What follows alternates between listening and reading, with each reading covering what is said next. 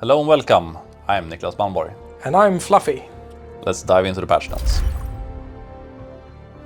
So first off, we have to thank our community for highlighting the issue we had with status effects applying multiple times in multiplayer games. I guess like we call it status effect, they call it network wonk. Yes, which it was, to be fair.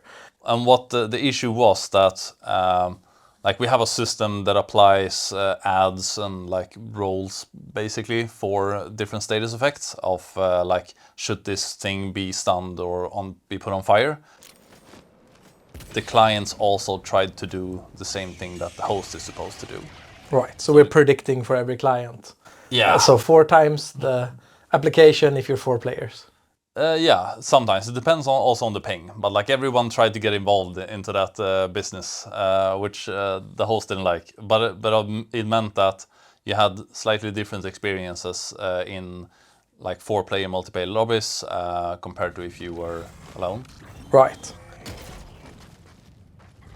So in relation to that, we're also doing some balancing changes, right? Yes. So we're gonna pull up some things for the solo player, and the result will probably be like for 3 and 4 player lobbies that status effects are now applied a bit slower, but we buff so for solo players it will apply faster than before. So we kind of meet in the middle. But we have done other buffs to stun weapons to compensate anyway. But we'll get into that when we get into the details. So bear with us. Then let's get into the details. Yes, let's go into them. When you get ragdolled, some of you guys have complained that like you will lie there a little bit too long. We're trying to make a good balance of not making it look wonk and you getting up on your feet as fast as you can. And we felt we could reduce the time a little bit. So we have made it faster to stand up. Hopefully it makes ragdolling a more pleasant experience. As it should. Then we get into, funny math. So when you get shot in the chest and you get a bleed injury,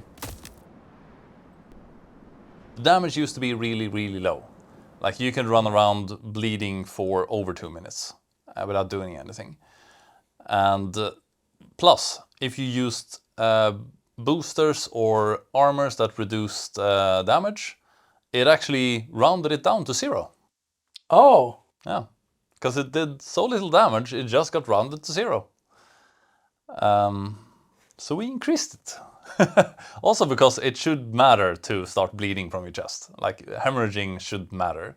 Also increases the importance of the Force of Law armor sets, for example. Yes, or Democracy Protects. Yeah.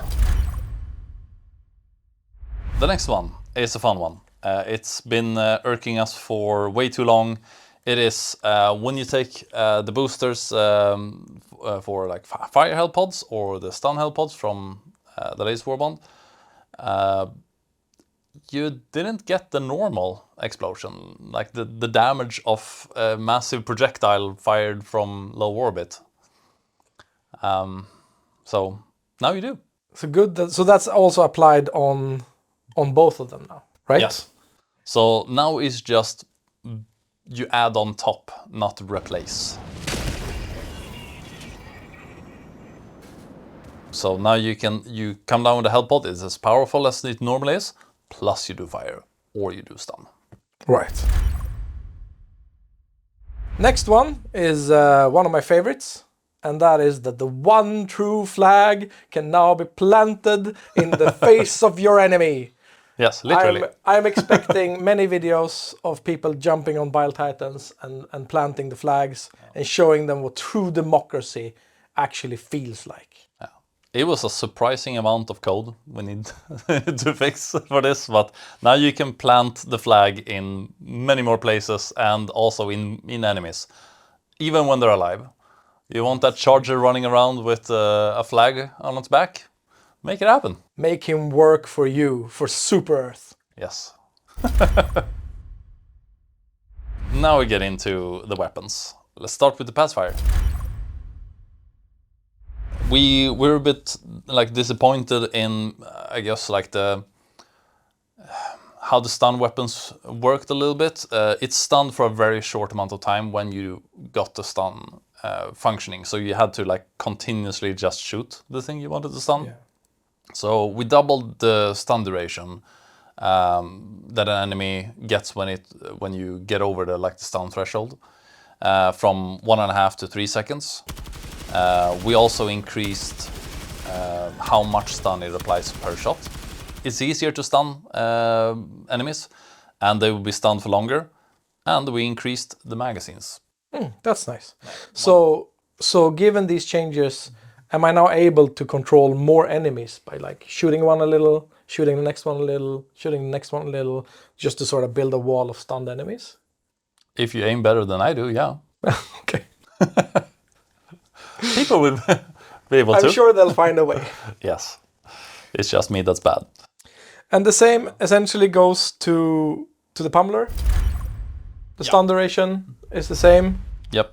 We wanted to be consistent. So it also applies stun a little bit faster. And speaking of stun, we also did it for the Blitzer. I think fewer people will notice because the Blitzer usually kills anything before it actually applies stun. It still applies a little bit faster, so it matters for big enemies.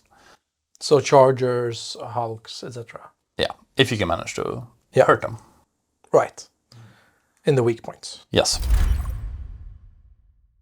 Funny things sometimes you just find out when you scroll through all the data. The bayonets, it did less stagger force than when you punched it with someone with a fist.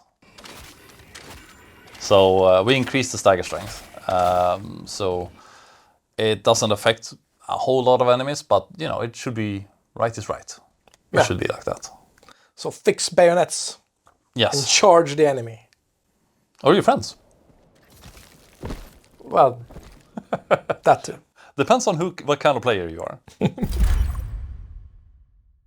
A big change there is that it now locks onto large size enemies as well. Yeah. So it goes for like brood commanders, bile spewers, etc. They're flagged as large. Slight favorite of mine. Not many people use the urchin. Right. The sticky stun grenade. We all know that it does. It sticks to enemies and it like continuously stuns them. But it doesn't do anything if you throw it in the face of a bile titan.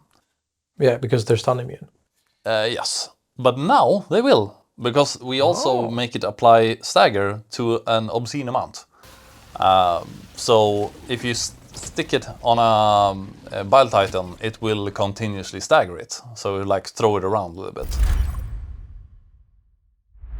So we took the incendiary grenades, both the normal one and the impact one, and we just increased for how long it puts the ground on fire. Right. There's a lot of interesting grenades in the game, and for the incendiary grenades to be as interesting as the others, like they should also do what they do to the best ability they can do it. Right, yeah. We also have the flame sentry, being more immune to its own flames and not setting itself on fire as much. It usually killed itself. Which isn't a good look. We want the sentries to kill you. Well, I mean the enemies. But then we also lowered its cooldown from 2.5 minutes to 1 minute 40, and then minus with all your upgrades, etc. So you can have a lot of them. So it's more similar to the machine gun turret now then? Yes, the machine gun turret has 10 seconds shorter cooldown, so that's 90 seconds. This will be 100 seconds. Okay. But like you can never really go wrong with just adding more fire. Hopefully a good change for everyone who loves playing those sentry builds. The shock pods and the fire pods, we reduce some values of stagger and destruction with them because now the normal hell pod actually does that on top anyway. So we didn't want to do it twice. So essentially just compensation for the change we made where the regular hell pod damage is applied as well. Yeah. So if you see the numbers, don't panic. Like we didn't nerf them. We just adjusted to how it should be. We allow big enemies to get lit on fire slightly faster.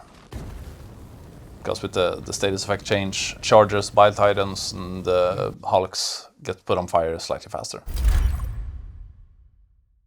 There's a value for a few enemies, but like the warriors have, that we kind of just remove them instead of... Right, they go splooch. Yeah, they go splooch because you do a lot of damage. Yeah.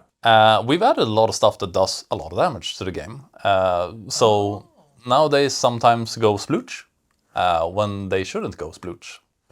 So what have we done to fix that? We just increase the value needed. For them to go splooch. Yes. I like this word, splooch. Yes. So it's probably like it's something that we kind of forgot since we did the 60-day patch, because then like explosions, all the values went up kind of thing. So which is mainly what it was there for. So if you throw a 500 kilo bomb next to a warrior, we don't have to have a ragdoll for it. It just... So it's not gonna affect my gameplay much. No. But it's gonna look better. Yes. So the Scout Strider, also the armored one.